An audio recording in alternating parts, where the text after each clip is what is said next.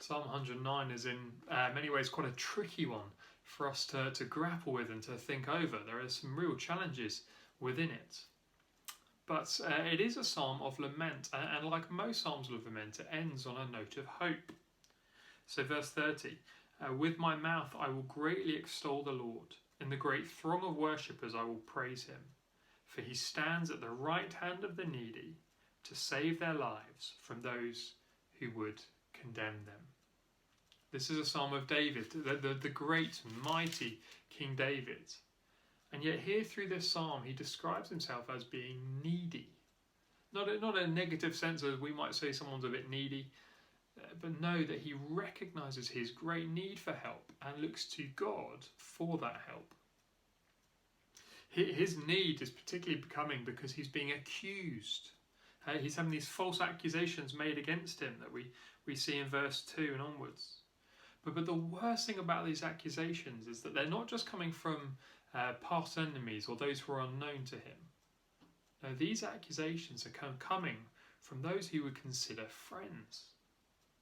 And so verse 4, in return for my friendship, they accuse me. But I am a man of prayer. They repay me evil for good and hatred for friendship.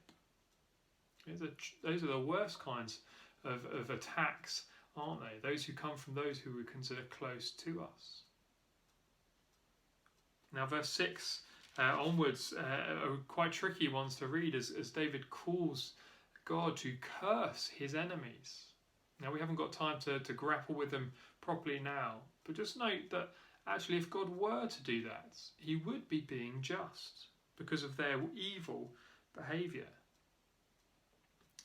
But particularly do look back again down towards verse 21 to the end, where he picks up on our big theme, that God is with the needy. He saves them. And so, again, we read of David's neediness in verses 21 and 2.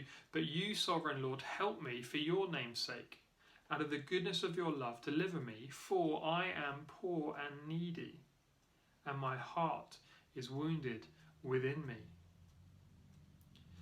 There you see he calls upon God's love to help him. And the same thing in verse 26, help me, Lord my God, save me according to your unfailing love. This is a wonderful psalm for those who are needy, those who recognise their need in something and who look to God for that help. Maybe you are facing those accusations, those lies. But whatever it is, whatever those needs may be, let's look to God.